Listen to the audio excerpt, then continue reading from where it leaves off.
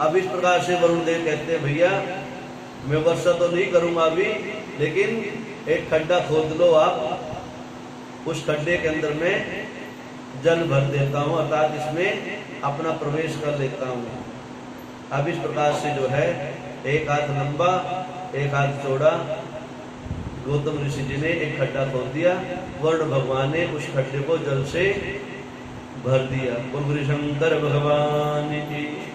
कहते हैं अब इस खड्डे से जल निकालते रहना और शिव जी का पूजन करते रहना, और महादेव की जब कृपा हो गई महादेव फिर जो है आनंद कर देंगे। बोल शंकर भगवान जी। अब इस प्रकार से गौतम ऋषि जी ने सुंदर एक खड्डे का निर्माण किया और वरुण भगवान उस खड्डे के अंदर सदा सदा के लिए विराजमान हो गए।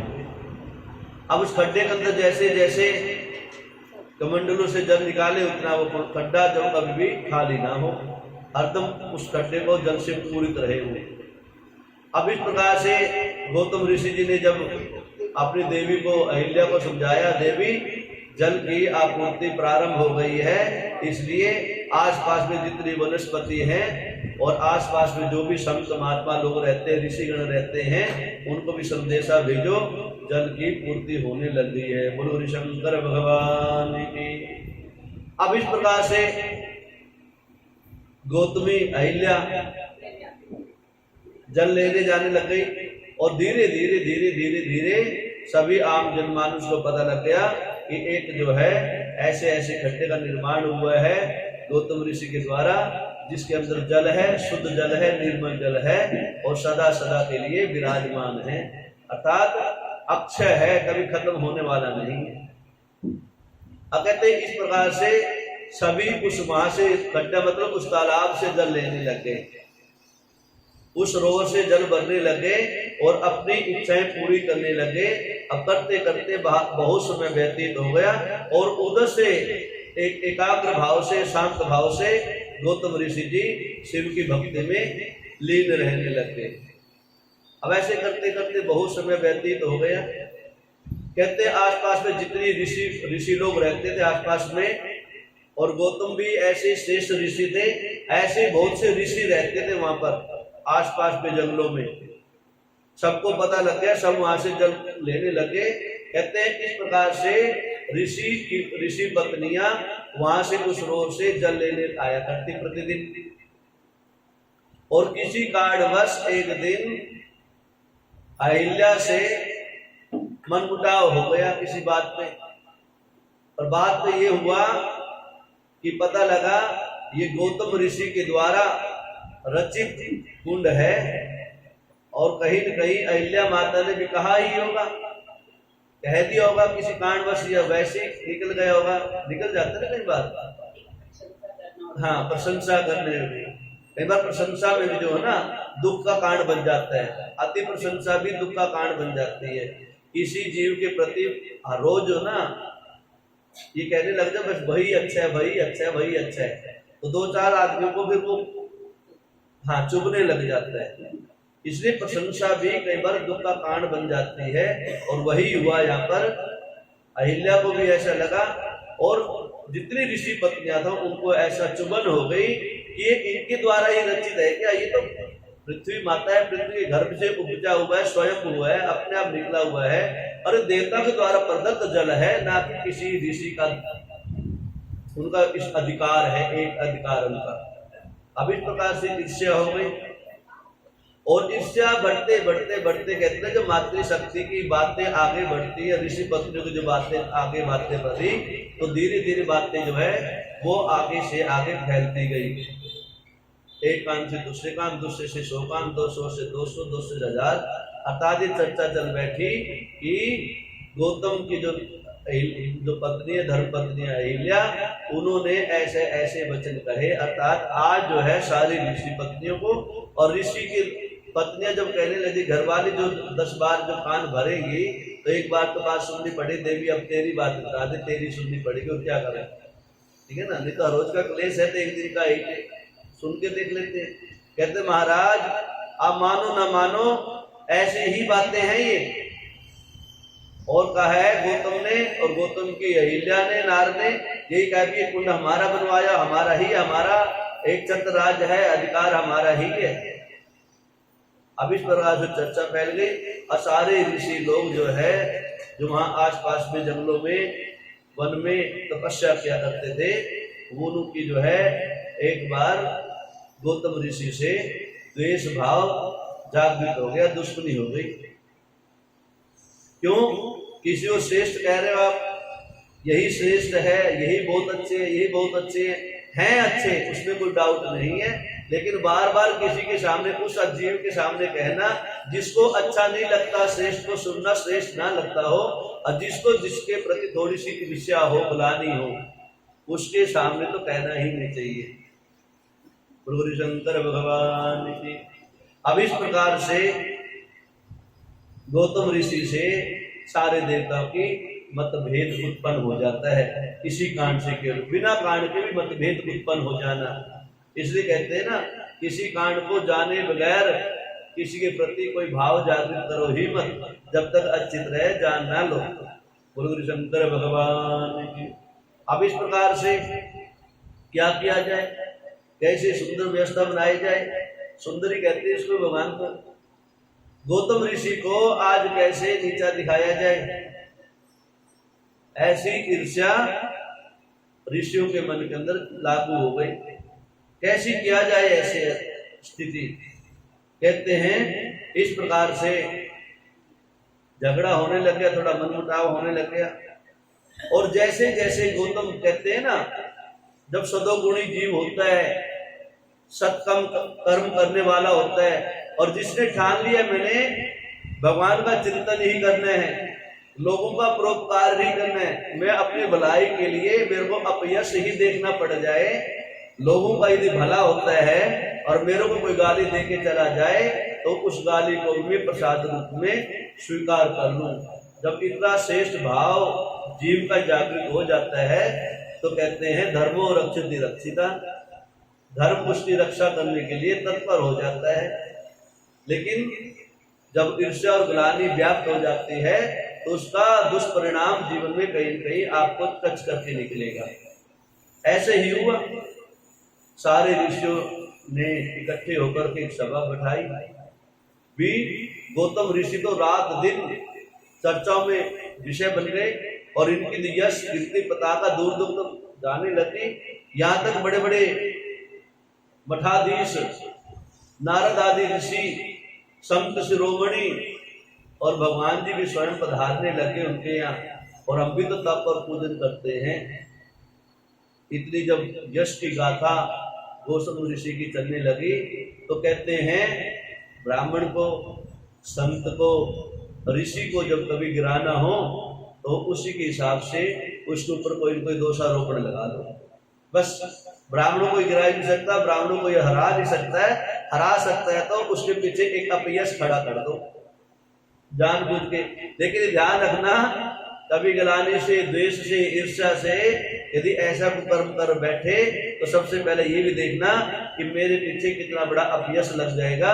जिस दिन धर्म की ध्वजा लहराएगी और वो चक्कर घूम के आएगा, फिर देखना, कहते हैं आप गाय हत्या कर दो, लेकिन ब्राह्मण का जहां अपयश आपने कर दिया, कहते गौ हत्या आपके एक कुल को नष्ट कर सकती है और ब्राह्मण का अभिशाप आपके 7 कुलों को मिटा देगा। अब वो श्रेष्ठ लोग थे, वो भी ऋषि भी, वो भी जानते थे, लेकिन उनको भी कुछ अहम था।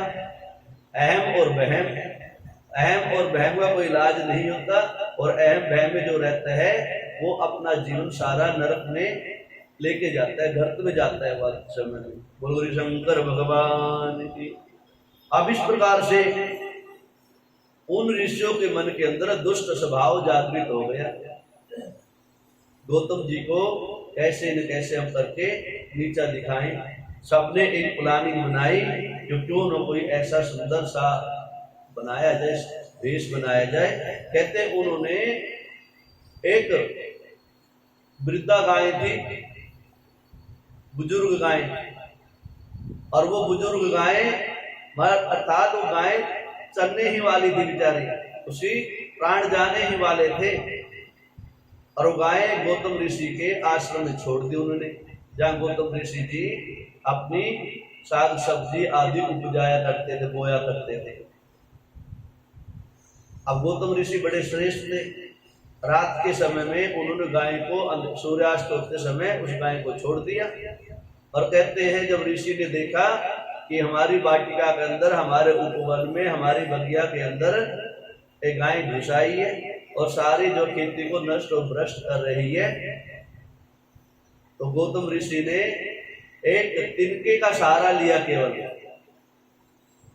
हरी घास का तिनका, जो है तिनका जिसे बोलते हैं, कहते तिनका उठा करके उस गाय माता को उस तिनके से बाहर निकालने लगे। गाय माता को दोष बताया, गाय माता की भी कैसे भगा सकते हो। गाय माता को लात से मारना, डंडे से मारना, धुतकारना बहुत बड़ा पाप बताया गया है। ये यहाँ पर कथा आई है। वहां पर गौतम ऋषि ने केवल एक तिनके का सहारा लेकर के उस गाय माता की तरफ तिनका दिखाया था, ऐसे किया था, भगाने का प्रयास किया था। और कहते हैं ये तो उन संतों का कुछ ऐसी माया बनाई हुई थी। और वो गाय माता उस तिनके के कारण से, तिनका दिखाने के कारण से वो गाय माता गौतम ऋषि के उस आश्रम के अंदर गिर गई, वहां पर उस बगिया के अंदर गिर गई। और कहते हैं थोड़ी देर के बाद में वो गाय माता प्राणांत हो गया। गाय माता का बोलो शंकर भगवान की। अब गाय माता ऋषि के आश्रम में मर गई। और सारे जो ईर्ष्यालु ऋषि थे वो तो यही चाहते थे गौतम ऋषि को श्राप लगे, गौतम ऋषि को किसी प्रकार की गिलानी महसूस हो। अब गौतम ऋषि ने देखा मेरे हाथ में छोटा सा तिनका है, अपने आप को कोसने लगे, हे परमपिता परमात्मा, एक तिनके से गाय माता प्राणांत हो गया तो मेरा जीवन कितना दुखदाई होगा। मैं कितना बड़ा पापी हूँ, कितना अधम हूँ मैं। केवल तिनका दिखाने से गौ माता जो है मृत्यु को प्राप्त हो गई। अर्थात अंदर से बहुत गलानी हुई, अपने आप को दोषारोपण देने लगे। और कहते हैं उसी समय आते जाते एक ऋषि ने देख लिया गौतम के हाथ में तिनका है और तिनके से गाय गिर गई। थोड़ी देर में प्राणांत हो गया। और इस ऋषि ने जाके सारे ऋषियों को चर्चा चला दी, भैया गौतम ऋषि ने गाय माता को मार दिया। बोलो शंकर भगवान की। और बात में फैलने में कितनी देर लगती है। सारे ऋषि महात्मा लोग रात में इकट्ठे होने लगे। गौतम ऋषि ने आश्रम में गाय माता को मार दिया और ये कह दिया गाय माता को मारा है। और कहते हैं गौतम ऋषि हो सकता है गाय माता को मार करके इसका मांस भी खाते हो, शायद पहले भी कुछ ऐसे ही करते हो। अब एक की तो दो बन ही जाती है, फिर तो बन की बातें। सारे संत महात्मा इकट्ठे हो गए और कहते हैं इस प्रकार से गौतम ऋषि के ऊपर एक अभिशाप लग गया गौ हत्या का। बोलो शंकर भगवान की। कहते इस प्रकार से जब गौतम ऋषि को श्राप लग गया, सारे ऋषियों ने आके दुत्कारा, आप जगत में विख्यात हो, आपकी चर्चा चारों तरफ चल रही है और ऋषि होकर के आपने इतना बड़ा पाप कर दिया। हमें क्या पता था आप जो है एक ऋषि के रूप में, ब्राह्मण के रूप में राक्षस हो। अब इस प्रकार से गौतम जी और गौतमी अहिल्या माता बड़ा पश्चाताप की ग्लानि के अंदर अपने आप को, ये सोच लो कि अपने आप को अग्नि के अंदर स्वाहा करने के लिए तैयार हो गए।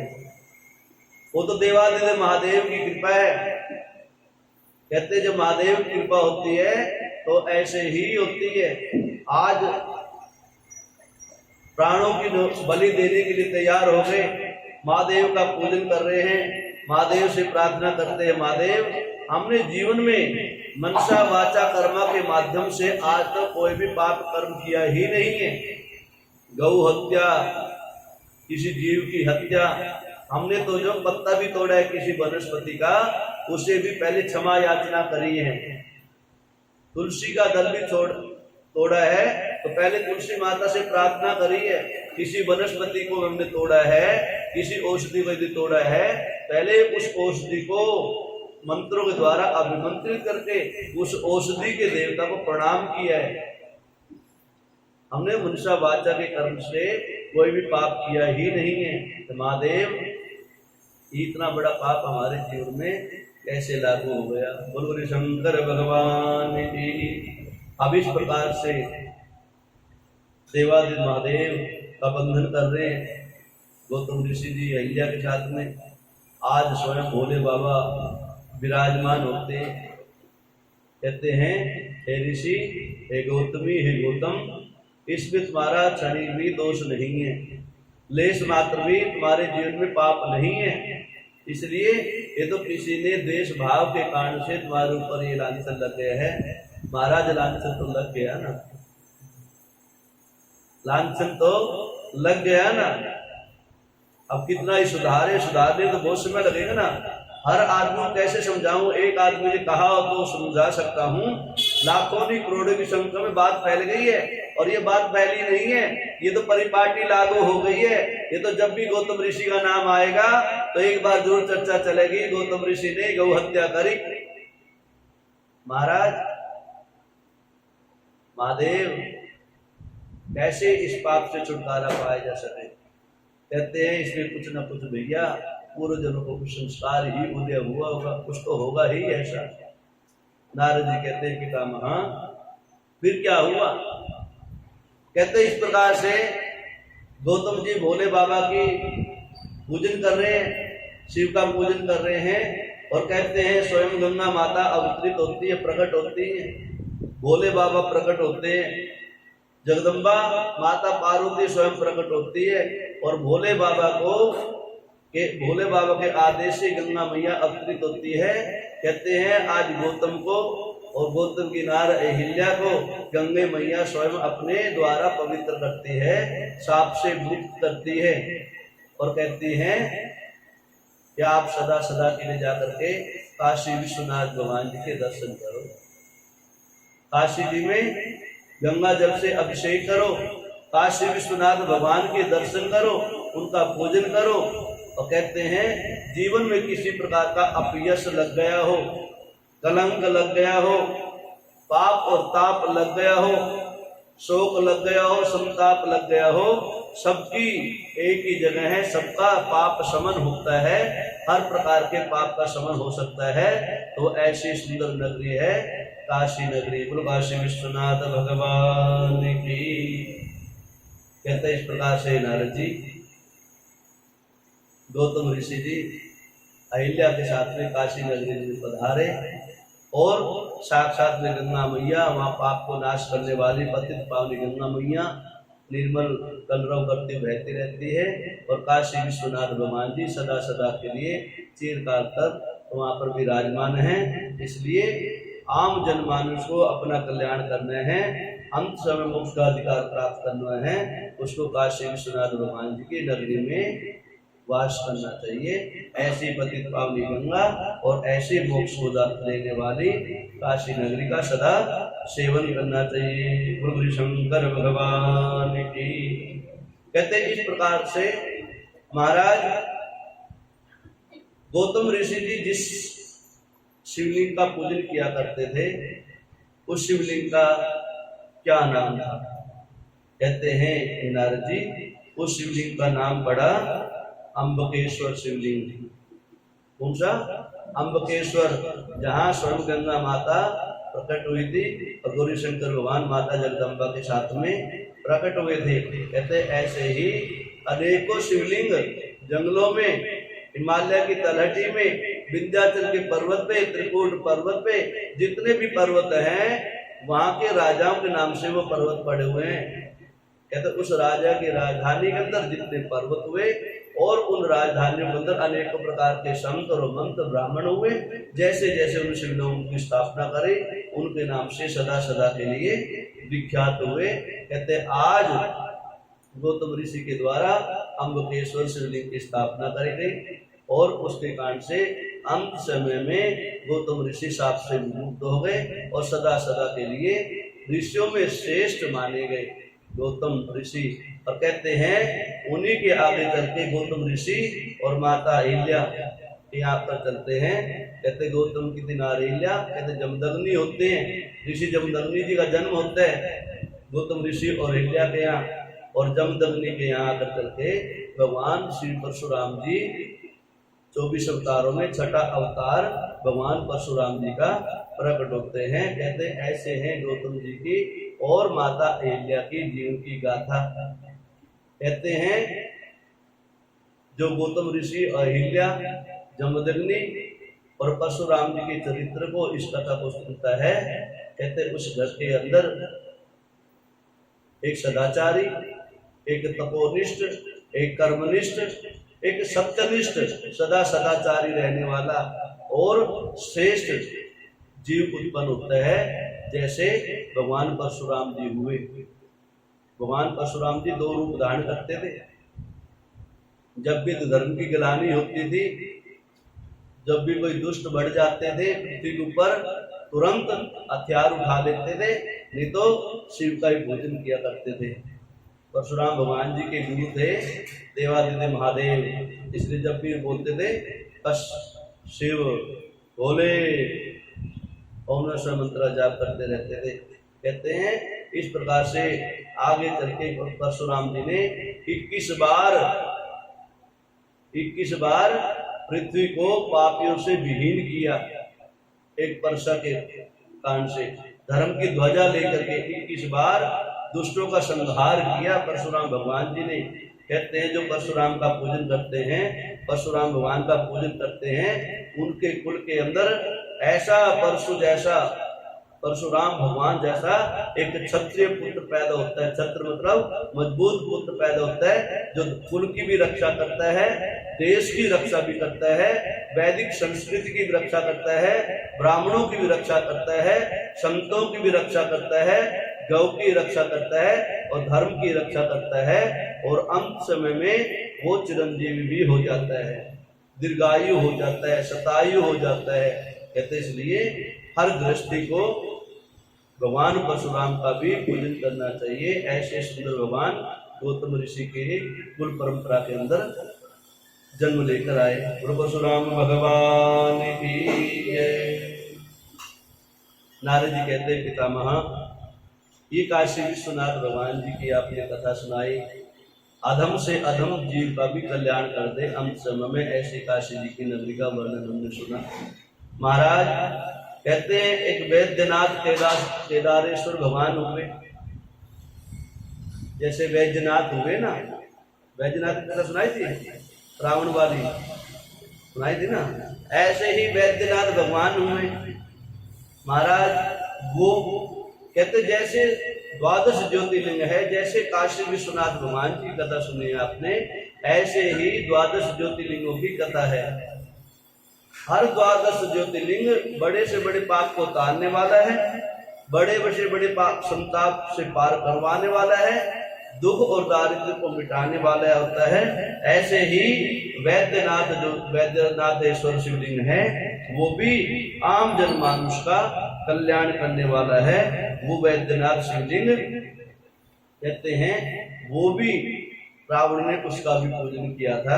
कहते जिसको बल चाहिए, पराक्रम चाहिए, शक्ति चाहिए, शरीर निरोगी काया चाहिए, तो जब भी शिव बाबा का पूजन करो तो उस समय में वैद्यनाथ शिवलिंग का ध्यान कर लेना चाहिए। इसलिए कहते हैं जब भी शिव भगवान का पूजन करे 12 ज्योतिर्लिंगों का नाम उच्चारण करना चाहिए। सौराष्ट्र शोभनाथ मुझे जैसे लेकिन इनको याद नागेशम दारुका हिमालय तो केदारम कुशवेशम सुधार है। एतानि 12 ज्योतानि सायं प्रातः प्रेरणा सप्त जन्म कृतम पापम स्मरणेन विनश्यति। 7 जन्मों के किए हुए पाप केवल इनका नाम लेने से दूर हो जाते हैं, और यदि कभी जीवन में इनके दर्शन हो जाएं और इनका अभिषेक करने का अवसर प्राप्त हो जाए तो ऐसे जीव का तो कहने क्या, कोई बात नहीं, तो आपके पीछे पीछे चल पड़ेंगे। बोले शंकर भगवान की जय। बोलो हरि शंकर भगवान की जय। सर्दी का महीना पड़ रहा था, सर्दी पड़ रही कड़ाके की। हाँ, और एक पंडित जी का नियम था, रोज गंगा जी में स्नान करने की किया करते थे, लेकिन अवस्था एक जैसी तो आती नहीं है, रहती नहीं है। अब की बार बहुत कड़ाके की सर्दी पड़ी और पंडित जी तो नहा धो के आ रहे थे, और किसी भक्तों का भाव भी रहता है कई बार, जब पंडित जी कहीं जाते हैं ना, महाराज कहाँ चले, करे जा रहे हैं अभी गंगा जी। महाराज जी ये लोग 5-7 रुपए हमारा भी प्रसाद बांटते हो गंगा जी में जाके। महाराज जी लोग मेरे भी ले जाओ कुछ। ये पहले परिपाटी हुआ करती थी, अब भी है और होनी भी चाहिए, इसका बहुत पुण्य है, लेकिन जानबूझ के नहीं करना चाहिए। जानबूझ के नहीं जा पा रहे, कभी कारणवश कोई जा रहा है तो उस पुण्य का भाग ही बनना चाहिए। अब इस प्रकार से पंडित जी ने से 2-4 चेले मिल गए रास्ते में। महाराज जी कहाँ जाते प्रतिदिन उठ के, फिर अभी ब्रह्म मुहूर्त में गंगा स्नान करने को जाता हूँ। फिर गंगा स्नान करने से क्या तो घर में नहा लिया करो, फिर घर में भी नहा लेता हूँ, लेकिन अभ्यास बना रखते हैं जाने का, गंगा स्नान भी करते हैं। तो महाराज गंगा स्नान करने से क्या होता है कि गंगा स्नान करने से पापों का शमन हो जाता है। गंगा पापों का शमन करने वाली है। तो महाराज अच्छा स्नान करने से गंगा स्नान, कहते हैं भैया ऐसी बात नहीं है, गंगा स्नान करने वाले को देखने से ही पाप नष्ट हो जाते हैं। अच्छा हाँ, और कहते हैं मान लो उसको आपने स्पर्श कर लिया, फिर तो आपके 100% खत्म हो गए पाप। तो महाराज फिर तो आप गंगा स्नान करने जाते हो तो आपने स्पर्श कर लिया, अगर आपके चरण स्पर्श कर ले तो हमारे तो पाप ऐसे धुल जाएंगे। कहते इसमें कोई बड़ी बात नहीं है और असत्य बात भी नहीं है कि ब्राह्मण के चरण स्पर्श ऐसे नहीं किए जाते, कुछ तो कारण होगा, इसे तो करते हैं। अरे भैया कर लिया अगर तुम्हारे पाप धुल जाएंगे। अब ऐसे करते हैं, अभ्यास बन गया उनका भी। कहता हमें क्यों जाना पड़े 5-7 किलोमीटर, गली से निकलते और करते करते भगवान जी ब्राह्मण देवता निकला करते थे, और वो जाग जाते आगे पंडित जी आगे, पंडित जी महाराज रुको रुको रुको, नहाए धोए हैं अपना जाते ही प्रणाम करते, महाराज प्रणाम हो, दंडवत आपको, खुश रहो बेटा खुश रहो, सदा खुश रहो। अब पंडित जी तो हाथ उठा के आशीर्वाद देने का है ही नहीं, दे ही देते हैं, दे दिया आशीर्वाद। अब समय की जब चाल बदलती है, कैसे बदलती है, अब कड़ाके की सर्दी आ रही थी, पंडित जी किसी कारणवश ना जा पाए 2-4 दिन गंगा जी। अब सुबह से देखे पंडित जी आज आवाज ही नहीं आई, राम राम करते हो जाया करते, राम राम राम राम राम राम राम राम। पहले होते ना बुजुर्ग लोग राम राम करते चलते थे, आजकल तो करते नहीं, बुजुर्ग भी नहीं करते, जवान तो करेंगे क्या। बोले शंकर भगवान की, जो छोटा ही नहीं है दृष्टि का ऐसा चक्कर बना दिया है, छोटा ही बिल्कुल राम राम करने लायक, और करने लग जाए तो कहते मंदिर में जाओ, हमारी क्यों नींद डिस्टर्ब कर रहे हैं। एक तो माता उठ जाती है बेचारी सुबह सुबह, और सुबह से घंटी लाने लग जाएगी, अंदर से आ जाएगी माता दादी मंदिर में जाओ घंटी लाओ जाके, हमारी क्यों नींद खराब कर रहे हैं, छोटा ही नहीं है। लेकिन पहले ऐसे ही होता था। अब देखा पंडित जी आ नहीं रहे तो उनको एक विश्वास भी हो गया था कि गंगा स्नान करने वाले के स्पर्श करने से पाप नष्ट हो जाते हैं। और एक दिन पंडित जी बोल बैठे थे, कहते भी किसी के भी कुकर और शुकर, हाथी घोड़ा कोई भी हो, गंगा से निकल के आ रहा हो, उसका स्पर्श कर लेने से पाप नष्ट हो जाते हैं। हाँ। अब एक दिन अब उन्होंने समझने के शब्द में फेर है, ऐसे थोड़े कहा था कुकर शुकर भी हाथ लगाने से पाप नष्ट हो जाएंगे, उनके पाप नष्ट हो जाएंगे। अब उन्होंने कहा इनके स्पर्श करने से हमारे पाप नष्ट हो जाएंगे। अब पंडित जी के दर्शन में 2-4 दिन हुए नहीं, कहते किसी ने पता लगा कि रात में किसी का गधा गिर गया गंगा जी में, सर्दी थी, कोहरा छाया हुआ था, गंगा स्नान करने के लिए गधा चला गया, गंगा जी में गिर गया। अब वहां से बचा के ला रहे थे 2-4 जने मिलके। अब वो जो गुरु जी के चेले थे, पंडित जी के चेले, कहते क्या हुआ, कहते इस कुमार का गधा गंगा में गिर गया था रात में, ढूंढ के लाए हैं। अब उन देखा 2-4 दिन हो गए गंगा स्नान तो हमने भी नहीं किया, पंडित जी तो मिले नहीं। और पंडित जी की बात जो सुनी थी ना, कहता भैया कहाँ पर है गधा, कहते ये गधा है। वो बेचारा ठिठुर रहा ऐसे बिल्कुल, कहता भैया इससे हमें मिलने दो। कहता तुम क्या गधे से मिल के बात करोगे, तेरा भैया वैसे मिलने दो ना, हम भी तो देखे तो गधा है बेचारा, बेचारा है गधे बेचारा। अब उससे गले लेके मिले और पंडित जी की बात याद आ गई। देखिए ये बोल गए गधे के लिए नहीं बोला था, आम जन मानुष को भक्त के लिए बोला। कोई भक्त आ जाए गंगा जी से और यदा कदा की बात बताई था, रोज का थोड़ा प्यास बताया था, यदा कदा। अब वो निपट गए उसके तीनों, और गधे को तो गर्मी चाहिए थी थोड़ी सी। हाँ, वो बेचारे रजाई छोड़ के आए थे, तीनों निपट गए। गधे ने सोचा ये तो मेरे को कुछ कर रहे हैं, गधा बेचारा ऐसे ऐसे ही ना, थोड़ा उसको भी थोड़ी सी राहत सी महसूस हुई। अरे प्रकार से छोड़ के चल दिए। 2-4 दिन बाद पंडित जी आ गए, बाहर से पूजा पाठ करके गए थे कहीं पर विदेश में, कहीं गए होंगे आस पास में। अगले दिन आए, महाराज कहाँ गायब हो गए थे? कह रहा भैया पूजा पाठ के लिए बाहर चला गया था 2-4 दिन के लिए। गुरु शंकर भगवान की। अरे क्यों चला रहे भैया? तो इस प्रकार से कहते भैया तुम गंगा स्नान करके आए? क्या महाराज अजीबो गरीब घटना घटी। अब तो आप नहीं आए, लेकिन गंगा मैया ने हमारे ऊपर बड़ी कृपा करी।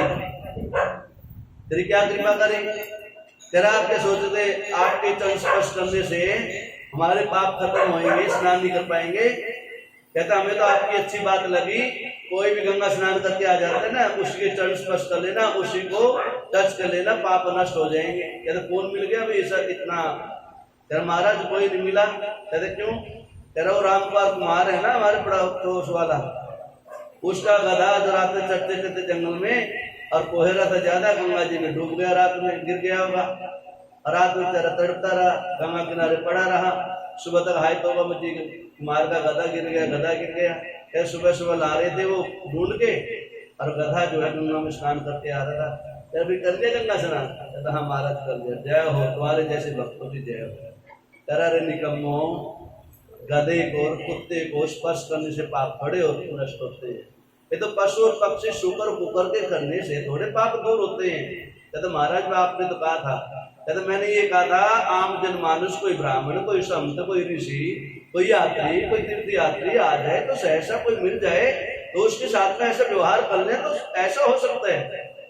जब महाराज हमने तो ये सोचा कि पंडित जी 2-3 दिन नहीं आए तो पंडित जी की उपस्थिति में गधे ने काम चला लिया हमने। तो ऐसा भी नहीं होना चाहिए। कभी कभी तो गंगा स्नान स्वयं करने जाना चाहिए। इसलिए कहते हैं, माता जी ने तो बोल दिया 12 ज्योतिर्लिंगों के दर्शन कर लिए। अब मैंने बोल दिया माता जी के दर्शन हो गए, हमने हाँ ठीक है, ये तो अच्छी बात है कि माता जी 12 ज्योतिर्लिंगों की यात्रा करेंगे। और मेरे पास माला है, जितने धाम, जितने मंदिर, प्रयागराज, वो माला मैं उनके चरण छू के लाती और उसी माला। इसलिए जो है ये तो अच्छा सौभाग्य हमारा कि ऐसी माता हमारे बीच में बैठी है। लेकिन ऐसा ना हो कभी इनको जापी पाने लग जाओ उनमें। हाँ शंकर भगवान की जय। कहते हैं इस प्रकार से गंगा का स्नान और शिव का दर्शन, ऋषियों का दर्शन, महात्मा का दर्शन, ब्राह्मण का दर्शन, गुरु का दर्शन, तीर्थों की यात्रा एक सददृष्टि जीव को करते रहना चाहिए। कहते ये भारत वर्ष है, भारत भूमि है जहाँ सारे शास्त्रों की मर्यादा है और अनेकों शास्त्र हैं, अनेकों मर्यादा बता रखी है, अनेकों नियम बता रखे हैं। लेकिन इतने सरल सरल नियम बता रखे हैं, इनका यदि थोड़ा थोड़ा भी पालन किया जाए, आदमी अपने सभी प्रकार के पापों का शमन कर सकता है ये बैठे बैठे। बोलो शंकर भगवान की जय। इसलिए कहते हैं इस प्रकार से जो वैद्यनाथ शिवलिंग है वो भी अनेकों प्रकार के पापों को शमन करने वाला है। बोलो वैद्यनाथ भगवान की जय। कहते महाराज एक दारुका नाम की राक्षसी सुनी है और कहते हैं उसने भी अंत समय सुधारा अपना। दारुका नाम की राक्षसी ने। कहते महाराज राक्षस भी तर जाते हैं कि भगवान का नाम लेने से? कहते क्यों नहीं तर जाते? कहते कुछ प्रकाश डालो, कुछ कथा सुनाओ। कहते जो दारुका नाम की राक्षसी थी, राक्षस वैसे तो बनता नहीं, आम जनमानुष तो बनता नहीं है, अनेकों पाप, बड़े बड़े पाप, गौ हत्या, ब्राह्मण हत्या, भ्रूण हत्या, अनेकों प्रकार के चोरी, व्यभिचारी, कामी, क्रोधी, जब सारे पाप इकट्ठे हो जाते हैं तब जाके राक्षस और पिशाच योनि की प्राप्ति होती है। तो जो द्वारुका नाम की पिशाच थी, राक्षसी थी, उन्होंने भी अपने जीवन में अनेकों प्रकार के पाप कर्म किए, असत्य संभाषण किया, सदा पति भ्रष्टा रही, कहते तब जाके उसको ऐसी राक्षस योनि की प्राप्ति हुई। कहते हैं संतों का समागम होता है, संतों का आना होता है। संत जो अब चतुर्मास चल रहे ना, जैसे चतुर्मास की महत्ता है, सारी कथाएं चतुर्मास में सुननी चाहिए। वैसे तो चतुर्मास में सुनी गई कथाएं जो 4 महीने होते हैं, हुआ तो 5 महीने हो गए। तो चतुर्मास पे जो चतुर्मास का व्रत उठा लेता है तो कहते हैं सारे शास्त्रों में कथा करते हैं, वहां पर सारे शास्त्रों में कथा होती है।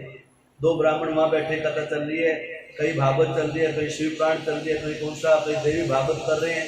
अर्थात इस प्रकार के चतुर्मास में कहीं कहीं संतों की मंडली आती रहती है और आम गृहस्थी को उस चतुर्मास का सेवन करना चाहिए, उसकी कथाओं को सुनना चाहिए। कहते चतुर्मास का महीना था, श्रावण का पवित्र महीना चल रहा था, संतों का आगमन हो गया और संत बहता पानी रमता जो कि कहाँ रुक जाए कहाँ ठहरते कुछ नहीं पता होता। कहते जंगल से मंडली निकली जा रही थी, संध्या का समय हो गया, प्रदोष समय हो गया, संत वहीं ठहर गए। एक घने बट वृक्ष की छाया के नीचे संतों ने डेरा लगा दिया। आज यहीं पर कीर्तन होगा, आज यही शिव जी का अर्चन होगा। शिवरात्रि का पर्व आया, संत महाराज वहां रुक गए और संत रुक जाते थे, एक दिन नहीं रुकते, कई दिनों तो रुके रहते, बैठ गए तो बैठ गए। महाराज लोग वहां बैठ गए। कहते हैं एक दारुका नाम की जो राक्षसी थी वो जंगल में रहा करती थी और वो जिस प्रकार से राक्षसी थी वो नरभक्षी भी थी, पशु भक्षी भी थी, अर्थात उसको जो खाने को मिल गया उसको खा लेती थी, उसका चर्पण कर लेती थी। अब रात्रि का समय आया, 5-10 संत बड़े दिव्य विभूति, मस्तक में त्रिपुंड, गले में माला, रुद्राक्ष माला, तुलसी की माला, कमलगट्टी की माला, अनेक प्रकार की मालाएं धारण कर रखी है और बागंबर पहन रखे हैं। और वहां पर बैठ करके कहते उन्होंने एक पत्थर की शिला का निर्माण किया। पत्थर की शिला के ऊपर अपनी कमंडल से जल से अभिषेक करने लगे, गंधाक्षत पुष्प तोड़ के आसपास से पूजन करने लगे और ओम में स्वयं मंत्र का जाप करने लगे। कहते हैं वो पिशाच, दारुका नाम की जो पिशाचनी थी, उस पेड़ के ऊपर बैठ गई छुप करके। और जब समय लगेगा, जब भी अवसर पाया, एक दो में काल का ग्रास बना लो, अपनी भूख मिटा लो। और कहते हैं जब ऐसी स्थिति बनती है, 2 प्रहर बीत गई रात्रि के, 2 समय का पूजन हो चुका, 3री प्रहर का पूजन होने जा रहा था और 4री प्रहर के पूजन में भगवान की कृपा होनी होती है। 4 अवस्था बताइए ना आदमी की, तो 4थी अवस्था में तो भगवान को बुला ही लेते हैं, वृद्धावस्था में छोड़ते थोड़े हैं। हाँ, इसलिए कहेंगे 4 प्रहर की पूजा करनी चाहिए, नहीं तो 4थी अवस्था भगवान बुला लेंगे, वो हमारी पूजा करने लग जाएंगे, फिर नहीं तो बोलो हरिशंकर भगवान की। इसलिए भगवान उसकी पूजा करेगा जब भगवान की पूजा करेगा। भगवान ये कहते हैं 4थी अवस्था की पूजा जो करता है, अपने आप में 4थी अवस्था में आके भगवान को समर्पण कर देता है, तो मेरा भी एक भाव है, मैं उसको अपने हाथों से अंगीकार कर लेता हूँ, स्वीकार कर लेता हूँ। अब 2 प्रहर की पूजा ही, 3रे प्रहर की पूजा चली थी, लेकिन कहीं पर भी अवसर प्राप्त नहीं हो पा रहा। भी किसी न किसी का मैं भोजन की अपनी भूख मिटाऊंगा। करते करते करते करते आज उस राक्षसी ने, दारुका नाम की राक्षसी ने भी 3 प्रहर की पूजा करी। 4थे प्रहर की ब्रह्म मुहूर्त में पूजन करने का जब अवसर आया, और कहते हैं ऊपर बैठी थी सूक्ष्म रूप में एक पेड़ के टहने के ऊपर, तने के ऊपर, और कहते हैं जब 4थे प्रहर के अंदर देवादिदेव महादेव की संत महात्मा लोग आरती उतारने लगे और जब शांति पाठ करने लगे, जब शांति पाठ करते हैं तो ब्राह्मण लोग जो है जल का छींटा देते हैं। और कहते जब देव शांति का पाठ होने लगे, शांति पाठ होने लगे, आरती करने के बाद छींटा लगे, कहते छींटा लागे नीर का तो पाप कटे शरीर का। ऐसे नहीं बनी कथाएं, इसलिए बनी किसी राक्षस का तो उद्धार हुआ ना, जब भी पाप कटा उसका। अब कहते इस प्रकार से वो सूक्ष्म रूप के अंदर वो पिशाच में जो बैठी थी दारू का, उसके ऊपर भी वो जल का अभिषेक, शिव जी के अभिषेक का पूजन का जल शेष उस दारुका के ऊपर भी भगवान के मंत्र के द्वारा अभिमंत्रित जल उस दारुका के ऊपर पड़ा। और कहते हैं आज ब्रह्म मुहूर्त में एक दिव्य रूप धारण करके वो राक्षसी उन संतों के सामने प्रकट हो जाती है। बोल गुरु शंकर भगवान जी। तो महाराज केवल छींटा देने से, कहता हाँ और क्या, छींटा देने की तो बात करी है, छींटा नहीं दिया, उसने 4 प्रहर की पूजा करी, 4 प्रहर का पूजन होते हुए देखा, संतों के मंत्रों को सुना और ओम नमः शिवाय मंत्र की ध्वनि सुनी। और उसने भी जो है, कहते हैं ना, कितना भी पापी जीव हो, जब जिस संगति में बैठ जाता है उस संगति का थोड़ा थोड़ा थोड़ा थोड़ा असर जो ना पड़ ही जाता है। और दारुका नाम की राक्षसी को पहले प्रहर की पूजा, दूसरे प्रहर की पूजा, तीसरे प्रहर की पूजा से उसके मन का भाव जागृत हुआ और चौथे प्रहर के ऊपर से भगवान देवादिदेव महादेव की कृपा से स्वयं उसको अपने यहाँ पर सदा सदा के लिए सुंदर काया दे दी, निर्मल काया दे दी और सुंदर कंचन सा शरीर प्राप्त हुआ। और दारुका नाम की राक्षसी सुंदर देह धारण करके उन ऋषियों के सामने प्रकट हो जाती है। और कहते हैं हे नारद जी, स्वयं महादेव अपने दूतों के साथ में उस वन के अंदर, निर्जन वन के अंदर प्रकट होते हैं और उन ऋषियों को आशीर्वाद देते हैं। और दारुका नाम राक्षस जी को शिव के दूत स्वयं रथ में आरूढ़ करके, रथ में पाल में बैठा करके आज सदा सदा के लिए शिवलोक को ले जाते हैं। बोल शंकर भगवान की। कहते इस प्रकार से नारद जी बड़े से बड़े पापी जीव के ऊपर भी केवल भगवान का केवल स्मरण मात्र से, इसलिए कहते हैं केवल स्मरण मात्रेण जन्म संसार बंधनात् विमुच्यते नमस्तस्मै विष्णवे प्रभ विष्णवे। केवल भगवान का स्मरण करने मात्र से, सुनने मात्र से, जपने मात्र से, और यदि जपना और सुनना और गुनना और मनन करना और आपका अभ्यास हो जाए ऐसा कि हर रोज शिव का अर्चन करना है, तो उस जीव का तो कहना ही क्या है। अर्थात बड़े से बड़ा पापी जीव, बड़े से बड़े राक्षस योनि को प्राप्त जीव भी अंत समय में शिव तत्व को प्राप्त कर लेता है। ऐसी दारुका नाम की राक्षसी ने भी अंत समय में अपना जन्म सुधार दिया। बोल शंकर भगवान की। इस प्रकार से ये शिवलिंगों की महत्ता है। कहते महाराज एक कथा सुना दी जब तक वो आए।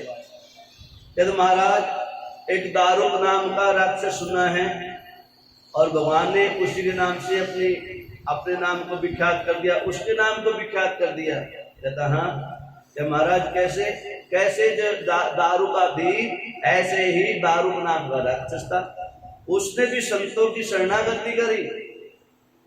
और कहते हैं नारद ये पूर्व जन्म में पति और पत्नी थे दोनों,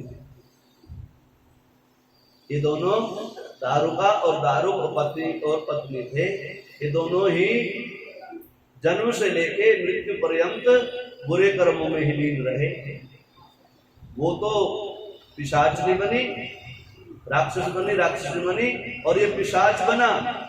और इसने भी संतों की कृपा से और महादेव की कृपा से, भोले बाबा की कृपा से उस पूजन को देखा, उस शिवरात्रि का पूजन किया।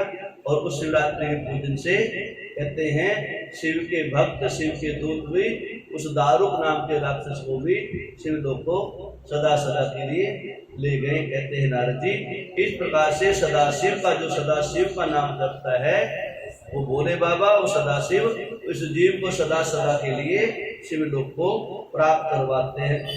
गुरु गुरु शंकर भगवान। महाराज रामेश्वर भगवान की कथा आई। महाराज जी बोलो शंकर भगवान की। महाराज रामेश्वर शिवलिंग की स्थापना हुई, वो कैसे हुई? नारद जी इसके विषय में सब आप अच्छी तरह भली भांति जानते हो, पता है। महाराज जी पता तो मेरे सारी कथाओं को है, लेकिन बार बार मेरा मन करता है कि भगवान की चर्चा करता रहूं। मैं क्षण भर भी भगवान की चर्चा के बिना नहीं रह सकता, इसलिए बार बार मेरे गुनाते रहो। मैं जो भी पूछूं आप जो है कृपा बरसाते रहो, बस करते रहो दया। कि महाराज रामेश्वर शिवलिंग के विषय में बताओ। कहते नारद जी सुनो, रामेश्वर कहाँ पर है? गंगा सागर में है?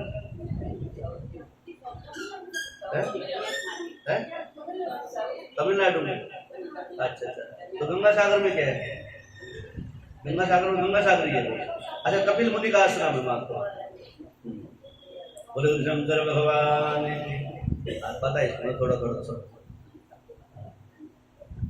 कहते मेरे को तो पता है। बोले शंकर भगवान की। रामेश्वर शिवलिंग जो है, कहते नारद जी रामेश्वर शिवलिंग की कथा बड़ी पुण्य को देने वाली है और सदविष्ट को प्राप्त करने वाली है, बड़े से बड़े पाप का शमन करने वाली है और अंत समय में भगवान श्री राम मर्यादा पुरुषोत्तम श्री राम जी की शरणागति को करवाने वाली है। जो रामेश्वर शिवलिंग की पूजा करता है, दर्शन करता है, कथा को सुनता है, अंत समय में भगवान मर्यादा पुरुषोत्तम श्री रामचंद्र की भक्ति की प्राप्ति कर लेता है। ऐसा जी तो महाराज फिर तो सुना दी जाए कथा। सुनो फिर कथा। कहता है हे नारद जी, उस समय की कथा है जिस समय भगवान मर्यादा पुरुषोत्तम श्री रामचंद्र जी को वनवास हो चुका था और अपनी सेना को लेकर के भगवान श्री रामचंद्र जी समुद्र के किनारे आ गए और पता लग गया, जंगल में भटकते भटकते अनेकों मित्र इकट्ठे हो चुके थे और जब पता लगा, गिद्धराज ने बताया महाराज ऐसे ऐसे एक रावण नाम का राक्षस सीता माता को हर के लेके गया है और मैंने स्वयं देखा है, क्योंकि गिद्धराज जो है रावण के द्वारा मारा गया था, लेकिन जब तक जिंदा थे, जब तक भगवान श्री रामचंद्र जी वहां पर पधारे, इसलिए जटायु थे। हाँ, जटायु जी। हाँ, तो जटायु ने बताया, गिद्धराज बोलते हैं जटायु को, गिद्धराज जी महाराज। हाँ, तो जटायु ने बताया महाराज, तो इसलिए कहते हैं भगवान श्री रामचंद्र जी अपनी सेना को लेके वहां तक आ गए, समुद्र के किनारे तक। जटायु से पूछा गया भैया भक्तराज बताओ आगे। कहते महाराज अब यहाँ से जाते हो तो मैंने देखा, अब कहाँ गया ये मेरे को नहीं पता। क्यों? मैं इस लायक रहा ही नहीं था, मेरे तो प्राणांत होने वाले थे। तो आप आगे मर्यादा पुरुषोत्तम भगवान श्री रामचंद्र जी, आप आगे, आपकी कृपा हो गई तो थोड़े सांस आ गए। भगवान जीवन में यदि आ जाए, थोड़े से भगवान उतर जाए जीवन में, तो कहने ही क्या, सांस आ जाता है, आदमी का सार मिल जाता है, तत्व तो मिल जाता है आदमी को, एक जीने का भाव जागृत हो जाता है, जीने की कला आ जाती है, जिसके जीवन में भगवान थोड़े से भी आ जाए और पूरे आ जाए, कहने ही क्या, बोलो शंकर भगवान की। और पूरे बुलाने भी नहीं है, नाम इसके लायक कि भगवान हमारे जीवन में पूरे आ जाए। तो एक हनुमान जी महाराज हैं जो शक्ति को संभाल सकते हैं, हमारे यहाँ पे इतनी शक्ति ही नहीं है। कहते बस तनिक सी कृपा हो जाए प्रभु की, इतनी सी कृपा यदि हो जाए तो इस भव का बंधन दूर हो सकता है हमारा। और इतनी सी कृपा होगी अभ्यास करने से, और अभ्यास नहीं करोगे तो फिर ऐसे रह जाओ, निरे पूरे रह जाओगे, गधे वाला काम होगा हमारा। तो बोलो शंकर भगवान की जय। बोलो शंकर भगवान की। अब इस प्रकार से नारद जी भगवान वहां पर चर्चा करते हैं। कहते हैं उनकी सेना में बहुत बड़े बड़े बलशाली जीव थे, भगवान चाहते तो सब कुछ कर सकते थे, लेकिन वहां पर कहते हैं भगवान ने हर जीव के ऊपर कृपा करी हर जीव के ऊपर मर्यादा पुरुषोत्तम श्री रामचंद्र जी कृपा करना चाहते हैं। मान लो उन्होंने वहां की ऐसी सुंदर व्यवस्था बनाई, कहते क्या हुआ कि भगवान ने भी अपना वेश, अपनी आकृति और अपनी प्रवृत्ति, अपना व्यवहार वैसा बना लिया जैसे आम जनमानुष का होता है, संसारिक जीव का होता है। और सबसे पूछ रहे भैया कोई उपाय हो तो बता दो। पूछने लगे महाराज, संत लोग पहुंचे वहां पर, महाराज 100 योजन का समुद्र है, ये तो 100 योजन का समुद्र है, और इसको पार करना सबके बस की बात नहीं है, कर ही नहीं सकता, कोई तैर के नहीं जा सकता, कोई उड़ के नहीं जा सकता, या फिर कैसे जाया जाए। कहते हैं भगवान श्री रामचंद्र जी आज सब जीवों के ऊपर कृपा करना चाह रहे हैं और कुछ ना कुछ हर जीव की सहायता मांगना चाह रहे हैं। और कहते हैं संसार में हर जीव को सहायता मांगनी भी चाहिए। यदि गृहस्थी चलानी है, परिवार चलाना है, तो परिवार के सभी सदस्यों से थोड़ी थोड़ी सहायता लेनी चाहिए। गुरु शंकर भगवान कहते इस प्रकार से श्री रामचंद्र जी को बैठे हुए, कहते भी कहाँ बैठे, समुद्र के किनारे। समुद्र के मालिक को पुकारा जाए, जिसके घर के अंदर बैठे हो उसके मालिक को पुकारा जाए, समुद्र के मालिक को बुलाया जाए, समुद्र देव को पुकारा जाए। कहते 3 दिन हो गए हैं, कहते गए 3 दिन बीत, यही है ना चौपाई।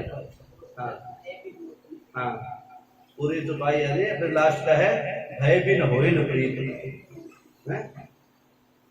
इस प्रकार से भगवान 3 दिन हो गए पुकारते पुकारते समुद्र को। समुद्र भी राक्षस थे, समुद्र महाराज भी राक्षस है, क्योंकि जलंधर भी वही पैदा हुआ, ठीक है ना, और हाँ विष भी वहीं से निकला था, तो सारा सिस्टम वही था। इस प्रकार से समुद्र महाराज को पुकारा गया। समुद्र महाराज को पुकारते पुकारते 3 दिन हो गए, लेकिन समुद्र महाराज को टस से मस नहीं हुए। 4थे दिन जो पुकारने लगे भगवान, तब जाके जो है समुद्र महाराज को लगा, और वो भी लक्ष्मण भाई के कहने से, भैया आपको तो समाधान कर दूं। कहते भैया अपना काम बनाना हो ना, गधे को बाप बनाना पड़ता है, इसलिए तीर नहीं चलाना, धनुष नहीं उठाना, प्रार्थना करते रहो लास्ट तक। जब ये हो जाए कि सुननी रहा, फिर जाके जो ना फिर साम दाम दंड भेद यहाँ पर अपनाया गया था। पहले मनाओ, फिर प्रार्थना करो, फिर कुछ लालच दो, फिर नहीं आए तो फिर लट उठाना चाहिए। भैया तो 3 दिन बीते, कौन सी बड़ी बात है। कहते नहीं भैया ऐसे काम नहीं चलेगा। कहते फिर चलेगा, होगा अवस्था तो होगी, भगवान तो जानते सब कुछ। कहते इस प्रकार से कहते हैं आज शिवलिंग का पूजन करते हैं। संतों को महाराज के द्वारा कहा जाता है कि महाराज आप देवादिदेव महादेव की शरणागति करो। महादेव सभी जीव को रास्ता दिखाने वाले हैं, सभी कष्टों से यदि पार करते तो महादेव हैं। महादेव हैं तो पूजन किया जाए, या तो महाराज किया जाए। सुंदर वनस्पति तोड़ के लाए गए, समुद्र का जल था, समुद्र का जल लिया गया, शुद्ध किया गया, और शुद्ध करके वैदिक ब्राह्मणों के द्वारा।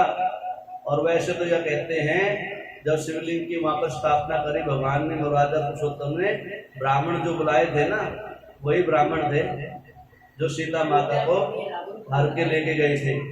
रावण ढूंढा गया, कौन से ब्राह्मण हो ऐसे, पुकारा गया।